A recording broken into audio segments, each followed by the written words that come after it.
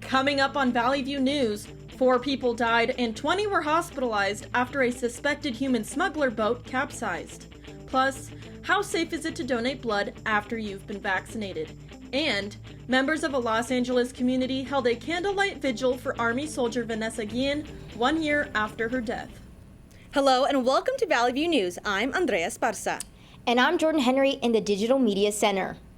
At least 3 people died and more than 24 were rescued in the water near Point Loma in San Diego. Lifeguard Chief James Gartland says the mass rescue mission quickly turned into a mass casualty incident. Probably one of the bigger vessel accidents and bigger calls that we've seen here, certainly in my 26 years and certainly in Lieutenant Ramirez's 28 years. This is probably the worst tragedy. Their crashed boat is suspected to have been used for human smuggling operations. Officials say the boat hit a reef. Eventually, strong waves broke it apart. However, since there's no manifest, it's unclear if all passengers are accounted for. LA County public health officials reported 313 new COVID-19 cases Sunday, and there were 0 deaths. But officials say that could change because of weekend reporting delays. Nevertheless, this is a bright spot in the fight against coronavirus. One physician says we don't need herd immunity to resume pre-pandemic lifestyles. We may not get to 0, we probably won't, but if we can get the infections under at very low levels, most of us can get back to our lives in normal ways, I think we can probably live with that. As of Saturday, there were 390 COVID-19 patients in county hospitals. That's a drop of 16% from 2 weeks ago. The FDA is expected to announce that children between ages 12 and 15 may be eligible for the Pfizer vaccine. Trials show that vaccine wears 100% effective within that age group. The decision could be good news for middle and high school students who are returning to in-person classes in the fall. The American Red Cross has a constant need for blood donations as vaccines become more available. They want more vaccinated people to step up and give blood. Our reporter Ava Lang has more on the story. The American Red Cross says it's safe to donate blood after getting a COVID-19 vaccine. It has a constant need for blood donations as more people become vaccinated. Because of the pandemic, there has been a shortage of blood donations, and there's no better time to donate than now because our supply has been so low. The Red Cross encourages people to bring their vaccination card with them when they donate. The blood bank needs to know which manufacturer made the vaccine, because if a live virus vaccine becomes available, potential donors would have to wait 2 weeks before they could donate. The precautions mean people in need can be helped. I feel like if you're able to, you should, to give, another opportunity for someone to, be saved. So I think it's really important for you to be able to give back. 145. In most cases, there's no waiting period before donating blood after receiving a COVID-19 vaccine. If you get vaccinated, you can donate blood as long as you don't have any symptoms the day you come in. The Red Cross takes safety precautions to protect donors. After every donor that we take into the room, we close off the room to be sanitized, and then we bring them out to a sanitized bed. Everything that touches the donor gets sanitized after. The American Red Cross follows FDA blood donation eligibility guidelines for those who have received the COVID-19 vaccination. Reporting in Los Angeles, I'm Ava Lang. New CDC data shows that 182,000 COVID-19 vaccines were wasted by CVS and Walgreens in the last 3 months. It's unclear why so many doses were thrown out, and the CDC says it's studying the waste of COVID-19 vaccines and will attempt to find a solution. The Biden administration said that 4 families will be reunited after being separated at the border under the Trump presidency. A recent report came out this week that said the number of children we have stuck in our border patrol stations are down 84% in the past month. We're making progress on resolving this problem and on getting these kids reunited with their family members. The parents will return to the U.S. on a humanitarian parole. That means the families can stay in the U.S. temporarily. 2 of the parents were among the 5,550 families separated under the Trump administration. More than 1,000 families are still separated. Demonstrations calling for justice continue after the death of Andrew Brown Jr. Protesters crossed arms with Brown's family while marching down the streets of Elizabeth City in North Carolina. Family members saw 20 seconds of police body cam footage showing more images of his last moments alive. For us, that means there's a lot of work to be done, and we have to be here. We have to fight for justice for him. And the first order is release the tapes. The family and protesters want more answers from the Pasco-Tay County Police, and protesters said this march is a movement and not a moment. They say they won't stop until justice is served. It's been a year since the murder of Vanessa Guillen at Fort Hood in Texas. This week, an Army investigation confirmed that Guillen was sexually harassed by his supervisor before her murder. The report said that superiors didn't take action after she reported being harassed. So far, 21 soldiers have been reprimanded in the case. Last week, her family and neighbors gathered in front of a mural dedicated in her memory. Reporter Liliana Ramirez was there. The Los Angeles community gathered 1 year after the death of Army soldier Vanessa Guillen in Fort Hood, Texas. They held a candlelight vigil in her honor. All of the musicians, dancers, and food caterers donated their time and services to show their support. You know, she dedicated her life basically to serve the Army, serve the United States, and you know, she wasn't respected. She wasn't well taken care of. Vanessa Guillen was murdered on Fort Hood's military base. Just 1 month before her disappearance, Army soldier Enrique Martinez was also murdered. He was serving in North Carolina. His sister Grisela Martinez explains how she learned about Vanessa Guillen's case. I saw on Facebook a post about a girl named Vanessa Guillen who was missing. And I just thought, I really hope they find her. People here say they want change. They're seeking legislation to pass the Vanessa Guillen Act. The act would ensure the safety of soldiers who report sexual misconduct inside the military. We want that act to pass, that I Am Vanessa Guillen Act, not only for Vanessa, but we also want that full-on investigation for the family. It's 9 p.m. here in Los Angeles, and the community is still arriving to pay their respect to Vanessa Guillen after her 1 year anniversary. I'm Liliana Ramirez reporting for Valley View News.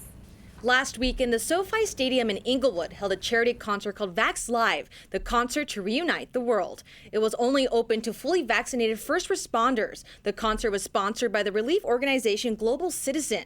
The goal was to boost COVID-19 vaccinations and help raise funds for vaccination efforts. The concert was hosted by Selena Gomez, and it had performances by Jennifer Lopez and J Balvin. The recorded concert airs May 8th on ABC, CBS, and Fox, giving at-home viewers a chance to donate. The LA Public Library is moving into its second phase of reopening.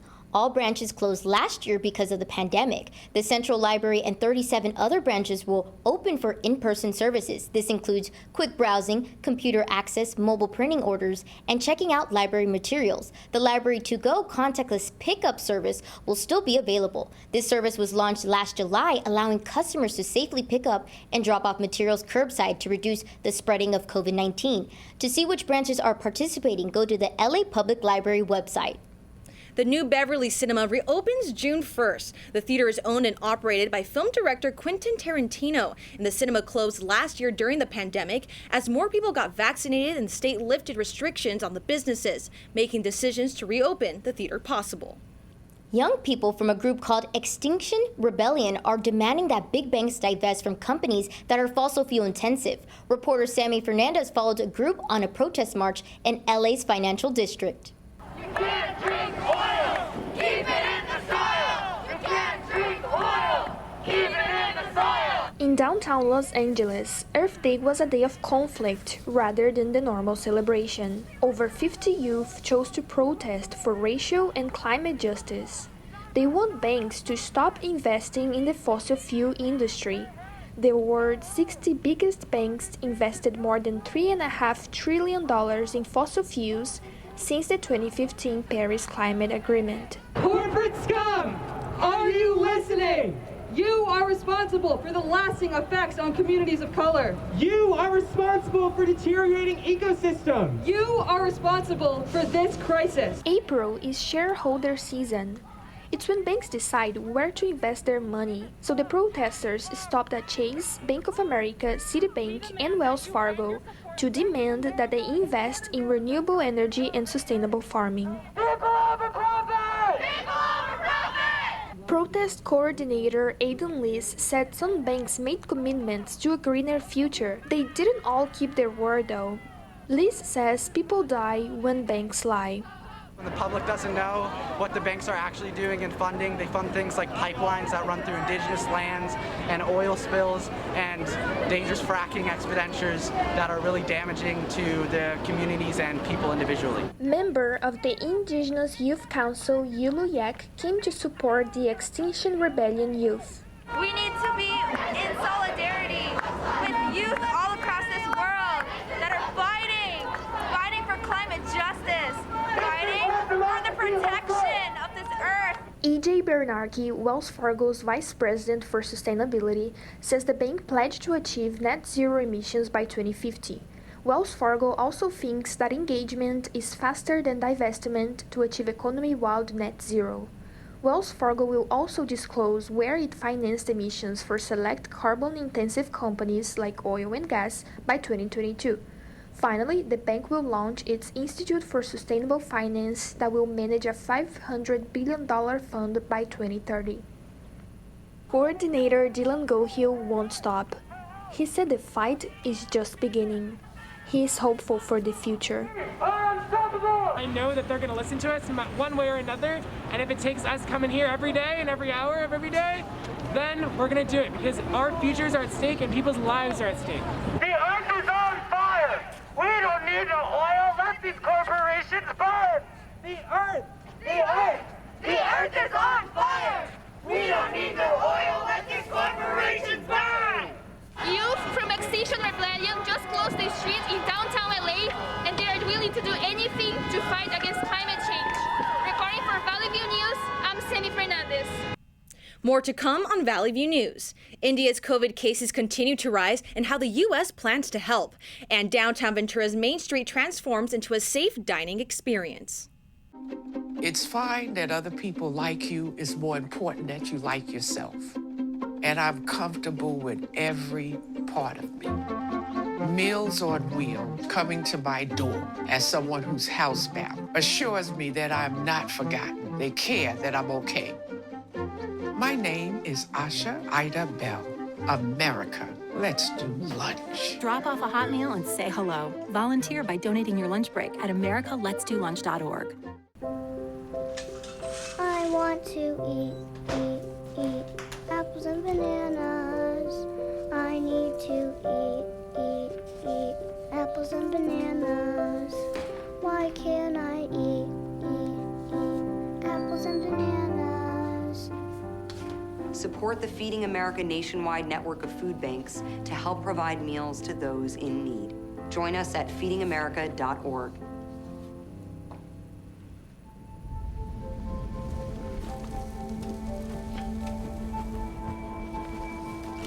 Eva Marie smoked 12,000 packs of cigarettes over 15 years. She quit, and now there's a new lung cancer screening that could save her life. You stopped smoking. Now start screening. No matter how much you smoked, early detection could save you. Talk to your doctor or learn more at savedbythescan.org. Now let's get updates on what's happening internationally from Gina Wong in Studio B. India's second wave of COVID-19 infection shows no signs of slowing down. The country's healthcare system faces shortages of hospital beds, oxygen, medicines, and vaccines. Senior Biden administration advisor Anita Dunn said the U.S. will donate AstraZeneca vaccines to countries like India. This virus isn't going to be kept out by any wall. There's no wall high enough to keep the virus out. It's a global health emergency. The World Health Organization said last week that 1 in every 3 new coronavirus cases globally are in India. Prime Minister Narendra Modi's government faces criticism for letting large crowds gather at religious festivals and election rallies. Johns Hopkins University data showed that last month more than 48,000 people died from COVID-19. 45 people died and more than 150 were injured, resulting from a stampede in northern Israel. 6 Americans were killed. The stampede took place during the religious ceremony of Lag BaOmer, where tens of thousands celebrate Rabbi Shimon Bar Yochai. The country remains in mourning. It's unclear what caused the stampede. Israel's prime minister promises an investigation. Frustrated Manchester United fans stormed the Old Trafford Stadium, causing the match against Liverpool to be postponed. Fans are demanding that the American owners sell the club. They're upset that the club didn't make it into the European Super League. There were clashes between fans and police. Glass bottles were thrown and flares were set off. The Premier League has yet to announce a new date for the rematch. The American Glacier family also owns the NFL's Tampa Bay Bucks. After violent and widespread protests, Colombian President Iván Duque backed off from introducing a tax reform bill. The protests led to multiple deaths around the country since they began. The Colombian government believes that reform is needed to stabilize the nation's finances. Duque said the law would be revised to remove some of its controversial points. Leading Myanmar swimmer Win Get-u wants his country's Olympic Committee expelled from the Olympic movement. He said nations involved in genocide don't deserve to be part of the Olympics. His criticism of Myanmar's Olympic Committee pretty much erases his chances of competing at the Tokyo Games. The military-led Myanmar regime is accused of various crimes and numerous deaths. Win Get-u is no longer listed as a member of the Myanmar national team. I'm Gina Wong in Studio B. Back to you, Andrea. Because it's indoors, bowling is one of the last sports to reopen during the pandemic. Valley View News reporter Justin Miranda shows how the Matador Bowl in Northridge complies with new safety regulations.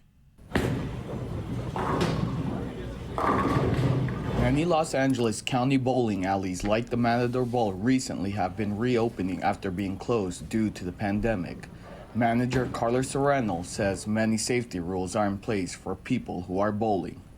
We do timed reservations for our guests, so they get 90 minutes. The Matador Bowl is limited to 25% capacity. All bowlers and staff must wear masks at all times. Todd Harton said he used to come here at least twice a week. Now, he's glad to be back bowling. We were ecstatic because I bring my 9-year-old here. He's basically grown up here since he was little. He's been bowling here, so we were like... Harton says besides wearing a mask, bowling here feels the same, but safer. There's nobody in the lane right next to you. Usually it's, you're bowling in this lane, somebody's right here, so it's every other lane, so I know that already limits capacity. So yeah, they're doing things to sort of mitigate risk and keep us separate. The Matador Bowl also built new tall and noticeable screen protectors for each bowling lane. Those are probably 7-foot screens, glass screens. It's another precaution, so it seems really well done, and we were very comfortable coming in and bowling again. When the Matador Bowl closed due to the pandemic, the owner decided to open an outdoor pop-out restaurant to help the employees stay active. Reporting for Valley View News, I'm Justin Miranda. Former Olympic champion and reality TV personality Caitlyn Jenner is running for California governor. She says transgender girls shouldn't compete on girls' teams in schools. Jenner is an advocate for transgender rights and says it's a question of fairness. This is her first comment on the controversial matter after announcing her candidacy.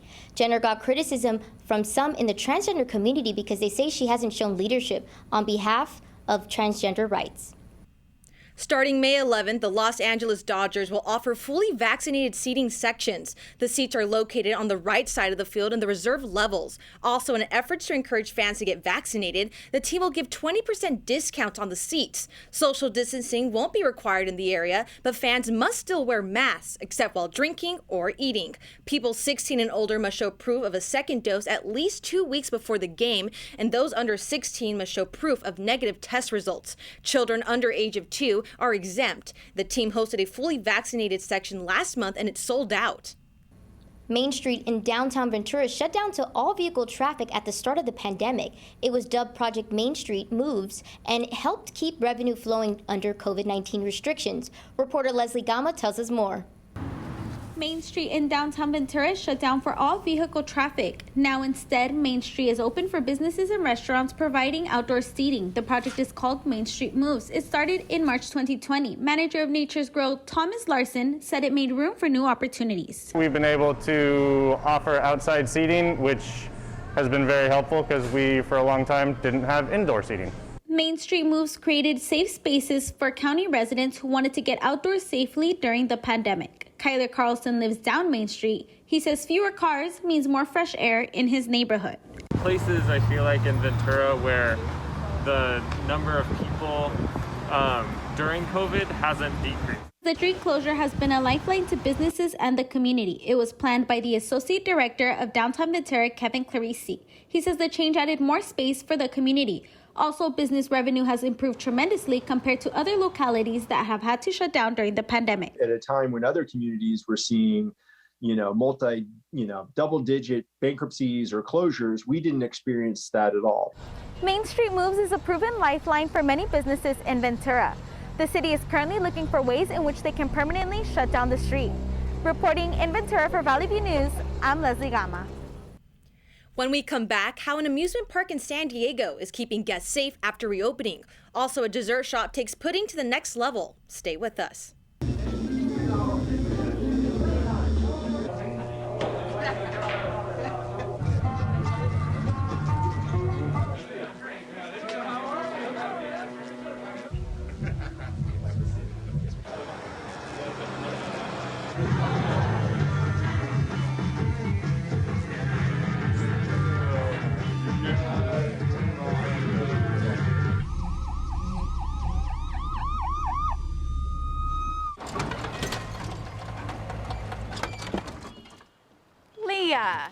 Did you put a new dent in that?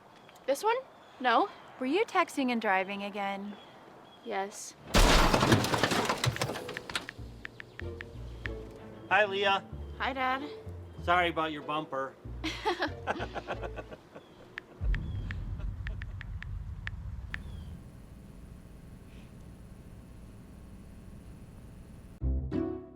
I'll never forget the day our landlord called and said, read your lease. No pets allowed. My owner tells him my dog ate the lease, but that didn't work. And now I'm stuck in a shelter. But this pit bull is ready for a new crib. I'm loving, loyal, and play well with others. So don't be intimidated by all my muscles, because the biggest one I have is my heart. That's right, I said it.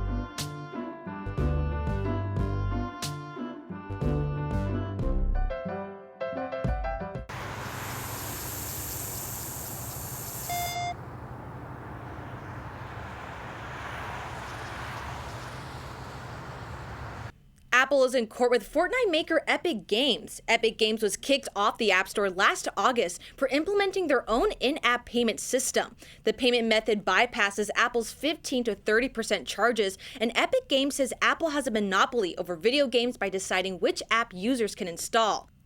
Apple has taken this court case very seriously. The verdict will set a precedent for other developers in business with Apple. Verizon is selling its media assets, including AOL and Yahoo, to Apollo Global Management for $5 billion. Once the deal closed, Verizon Media Group will be known as Yahoo. It will continue to be led by current CEO Guru Gowripan. Verizon will keep a 10% stake in the business. Gowripan says the transition will help accelerate the company's growth long term. The deal is expected to close in the second half of the year. The home improvement company Lowe's announced a nationwide hiring spree. The company wants to fill 50,000 positions by the end of spring, and openings include both full and part-time jobs. Interviews start next week, and this is one of the country's biggest hiring waves in recent months. It's expected as restrictions ease and vaccines become widely available. According to the Labor Department data, U.S. employers added 916,000 jobs in March, making it the best month in job gains since August. Belmont Park in San Diego recently reopened after being closed for more than a year. Reporter Aptin Mohammadi went to see what challenges are being faced to maintain popularity. People are now motivated to get out to do more socially fun things. Going to the theme park is a post-pandemic activity that gives people a sense of freedom to play and enjoy life. San Diego's premier amusement venue, Belmont Park, plays a role in getting people more socializing time. Last week when we were able to open up the rides is a huge relief to us, primarily because that we can operate in a safe manner. As you know, most of what we have here is outdoors. The pandemic forced job cuts at the park. Social distancing also limited crowd capacity, so there was little hiring being done at the park. But now Belmont has created an aggressive recruitment program for new employees. We are offering very competitive positions.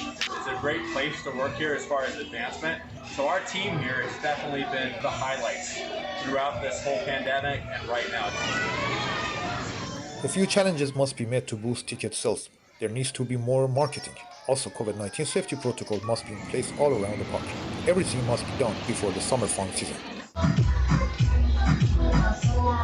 Summer is typically our peak season. We have Beach House here is one of our venues.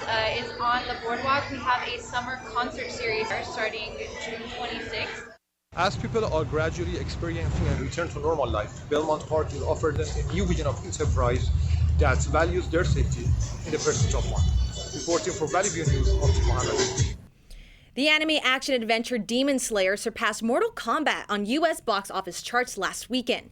Demon Slayers made $6.4 million in ticket sales. Mortal Kombat trails closely behind with $6.2 million. Overseas, the latest Demon Slayer set several box office records. In Japan, it became the highest-grossing movie ever, with more than $368 million in ticket sales. Demon Slayer is also the highest-grossing anime film ever, with $423 million sales globally. Olympia Dukakis, known for her Oscar-winning performance in Moonstruck, died at 89 years old. Dukakis won the Oscar for Best Supporting Actress in 1987. She's been in the industry for more than 50 years. Her agent Allison Levy says Dukakis died Saturday morning in her home in New York City. A cause of death wasn't released. A new dessert restaurant in Venice is looking to elevate a childhood classic, pudding. Our reporter Casey Contreras went to Pudu Pudu on Abbot Kinney Boulevard to see how the employees are trying to make eating pudding trendy again.